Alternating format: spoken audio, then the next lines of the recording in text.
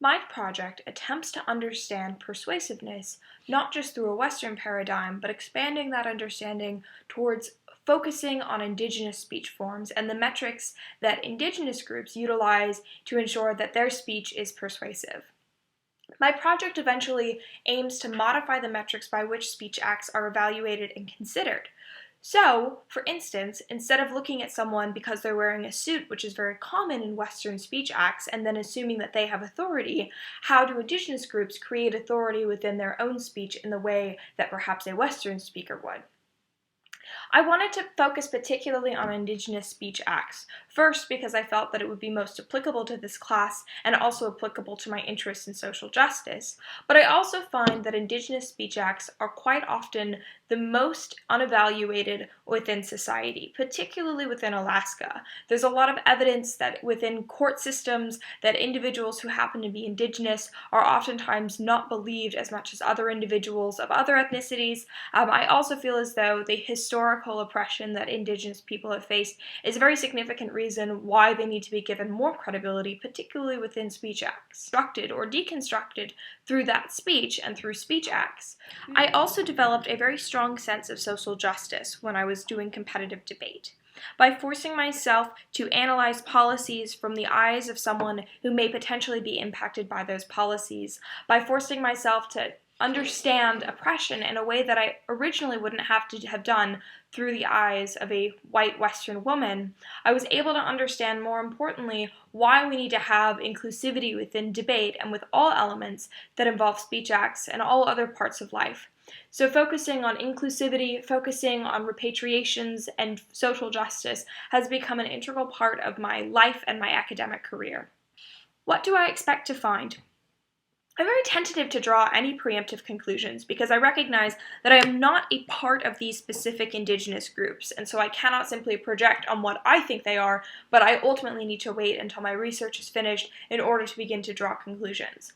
But I do come to the expectation that I will encounter some form of less direct communication when speakers are advocating for a course of action. So, for example, instead of saying, my point is X, Y, and Z, you might instead hear a metaphor that would then imply what the purpose of that speech act was. So something that is far less direct and far less pointed towards exactly what that individual is attempting to imply for the course of action. I'm also assuming and have found that the source of legitimacy is very different. So in the Western concept of speaking, particularly in academic debate, you make reference to what you're studying and the institution that you're studying at. However, in the Tlingit oratory that I've read, there's oftentimes implicit reference to sacred objects that are already there at the event. So those objects have atu, which is a sacred principle. And they also will reference people and places, so ancestral people and ancestral places, both of which would have far more meaning and myth and legend to them than I would understand as a Western listener. What have I done so far? I've attempted to engage in a variety of literature. The book on this subject is For Healing Our Spirit. I cannot pronounce the Tlingit part, unfortunately. Tlingit Oratory by Nora and Richard Dowenhauer. This book contains both an analysis of how Tlingits create speeches and the setting and situation in which they have these potlatch speeches, and then it continues on to have both Tlingit and English translations of all of the different speech acts, or of many of the different speech acts that occurred in the 1940s and 50s. I'm also attempting to engage in literature that simply focuses on cross-cultural communication, because from that communication, I can then begin to draw out a bit more nuance in the way that I'm looking at persuasion in Indigenous speech forms. What else have I done? I've had a lot of informal discussions with professors and community members. So Professor Roy Mitchell is my Tlingit and Haida adaptations professor. He was incredibly supportive and pointed me to a few more resources, including a few Tlingit speakers. The Professor Shawnee Whitney, she's a communications professor. She's also the wife of my debate coach, and she has been the assistant debate coach in previous years. She is has a thorough understanding of different communication structures and different communications theories, so it's been very good to speak to her to get a bit more background. Professor Maria Williams, who is the director of Alaska Native Studies Department, she has also been incredibly supportive of this project.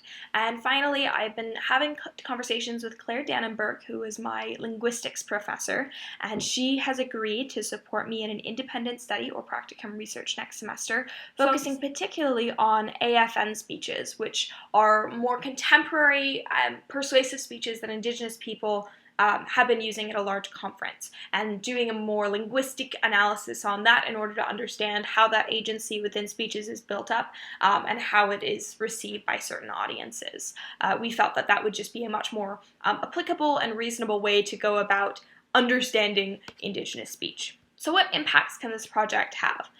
So first of all, the impacts of this project help create more understanding for speech acts, but this has far more ramifications. Now remember that speech acts are not just taking place at potlatches, but are ultimately taking place at all points in time through any different structure. First, we have to recognize that this can help deconstruct existing narratives of how majority society views and considers persuasion. It is ultimately important that I can begin to poke holes in the narrative that the only things that matter are the Greek considerations of ethos, pathos, and logos, that perhaps there's more that we should consider when we're looking at speech acts, and perhaps our understanding, and perhaps the Western understanding, is limited in thoroughly considering what is persuasive. It also provides inclusivity for acts like debate or forensic speaking, contemporary competitive events that help young individuals develop their public speaking skills. But it can also provide guidelines for understanding cross-cultural persuasion in far more than just this specific context. Recognize that these speech acts interact with the structures that have already been built around us. So first, it allows the individual speaker to cultivate their own culturally relevant conceptions of persuasion. Once an individual knows how their culture is able to make something persuasive, and once that's been elucidated, then they're far better able to begin to hone their own persuasive skills in a way that is most culturally relevant. And that is deeply important, because it can give the individual agency over their lives and surroundings. It also has significant impacts in structured speech acts such as lobbying the government, or witness testimony, or perhaps petitioning your government or standing up at a public meeting. Those are all deeply important persuasive speech acts that have currently been denied, and the persuasiveness of those individuals have been denied. By helping to give people frameworks and varied understandings of the way that speech acts work and the way that persuasiveness works will allow them to be able to develop their own persuasiveness in the way that is most significant and most relevant to them. So how far have I gotten? I am still in the very preliminary stages of research. Most of my meetings with professors have been very informal. They're non-structured conversations about the theoretical processes in this project. I've been primarily engaging with Tlingit speeches, but this has been through text and not in a very well-rounded experience. I would love to experience speeches less from text and more from a three-dimensional interaction. So being able to hear the intonation in the speaker's voice, seeing their movement, understanding that they are communicating with me as an audience as opposed to someone else as an audience would be incredibly important. I would also like to develop a far more deep understanding of communication theory and other theories surrounding forms of communication. Those to me would be really important, not just to understanding my own persuasion, but the way that those persuasions have interacted.